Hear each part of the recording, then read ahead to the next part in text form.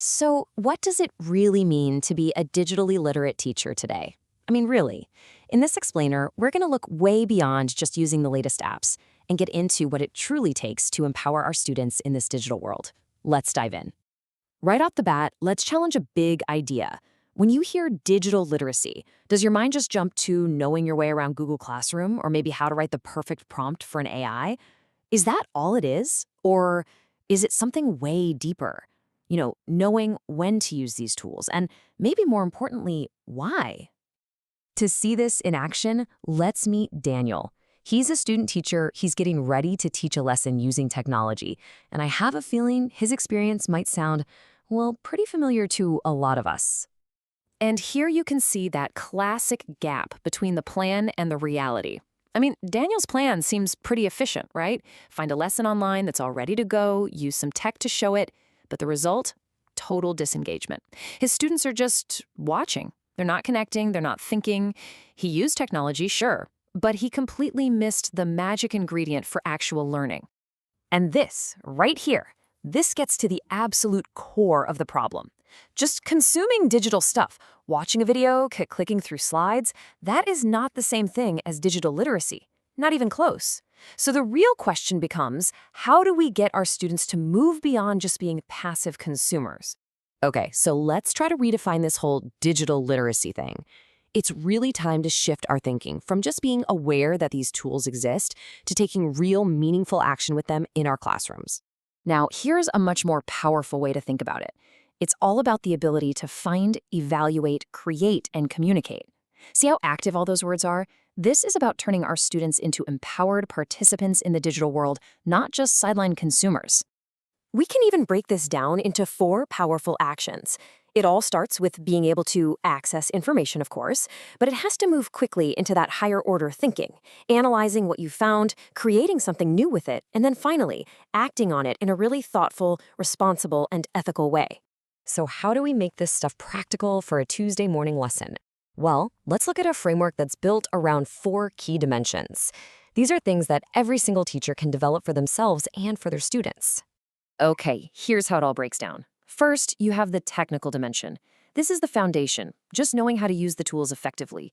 But that's just the starting line. From there, we build on it with critical literacy, which is all about questioning information and looking for bias. Then comes creative literacy, designing and producing new things.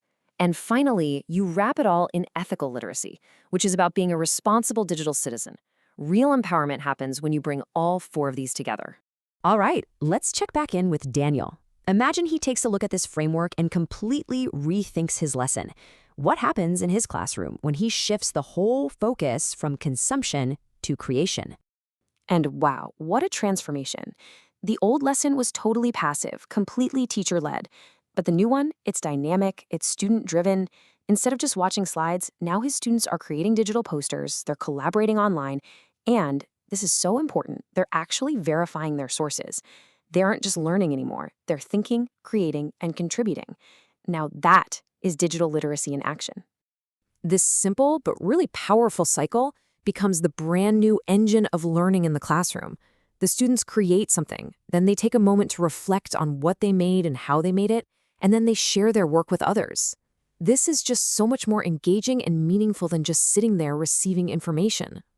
Okay, so let's bring this home. Let's make this about you. It's time to reflect on your own teaching practice and start thinking about how you can design for this deeper kind of digital literacy. Just take a moment and honestly think about this. Which of these 4 areas, technical, critical, creative, or ethical, feels like your best starting point? Maybe it's just getting more comfortable with the tools. Or maybe you're ready to find new ways to bring creative projects into your lessons. Just identifying a focus is the perfect first step. And to help you get started, here are just a few tools that align with these ideas. For collaboration, things like Padlet or Jamboard are fantastic. For critical thinking, teach your students how to use fact-checking tools.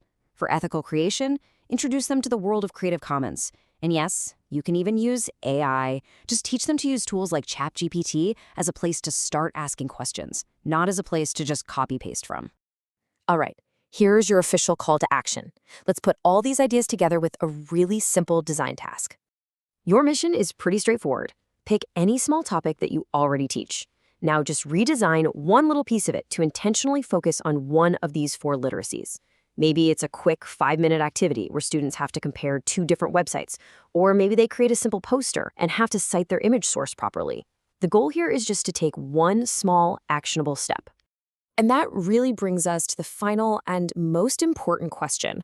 This is the absolute heart of what it means to be a digitally literate educator. It's not about the tools we use, it's about the thinking we inspire. So, how will your teach your students to think, not just click?